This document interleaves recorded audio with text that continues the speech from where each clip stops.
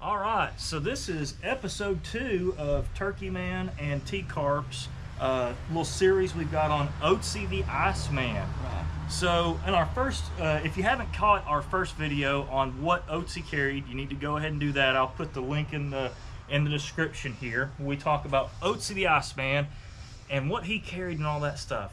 Today, we kind of want to talk about what you've got carrying wise, what I've got carrying wise, and how that, like modern day kind of stuff, how does that relate? Or how does that, you know, is it the same as what Ötzi carried, or what's different or whatnot? So kind of wanted to get into that, but also wanted to, you know, see again your quick thoughts on Ötzi real quick.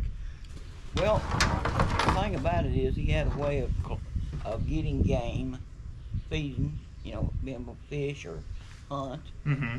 And that's something that we need to, you know, be able to do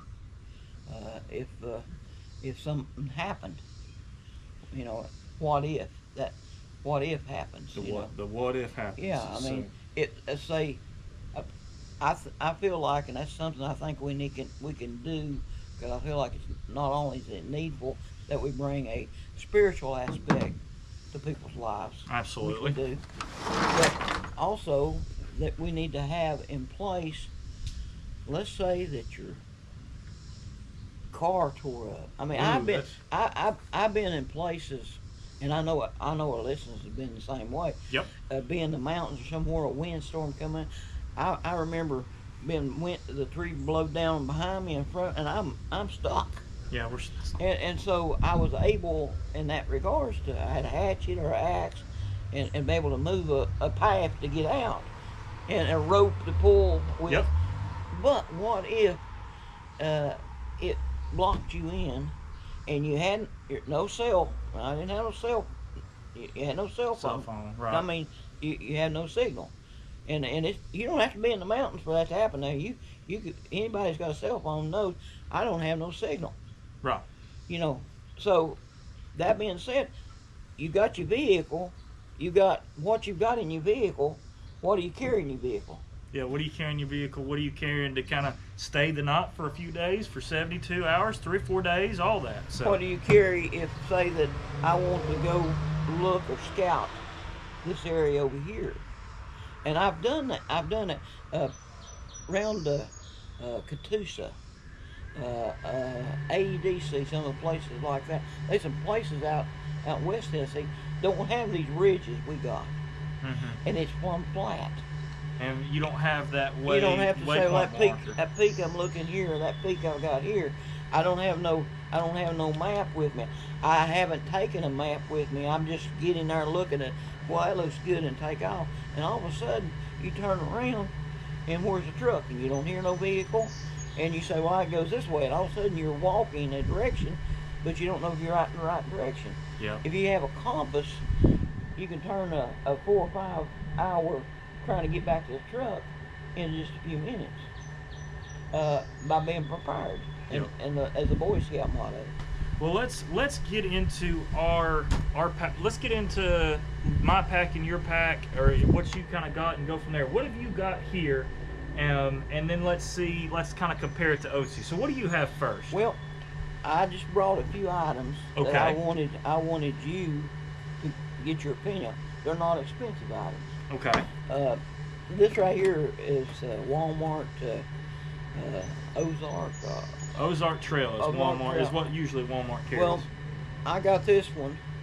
I wished I still had my Boy Scout from years ago. Mm-hmm. And if you go into an antique store and you find one, you ought to pick it up because it's different metal. Little mesh kit. Yeah.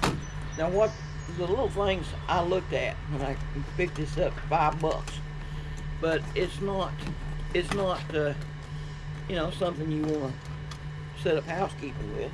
Right. But something that would be a good opportunity to. You have a plate.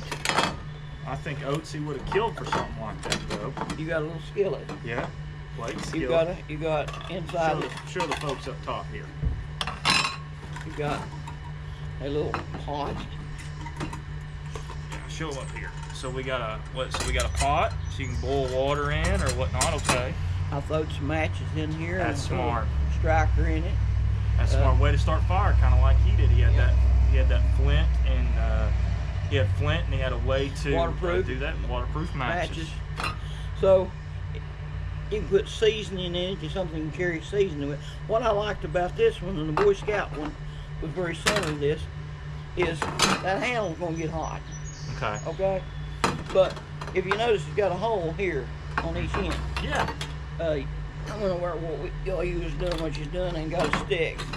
Run a stick Through that. through that right there. And Now there you got a handle. Now you got a long, cold-handled skillet. Look at that. Right. That's perfect. Yep. So when you're getting something, think of advance what you could use, how you could do that.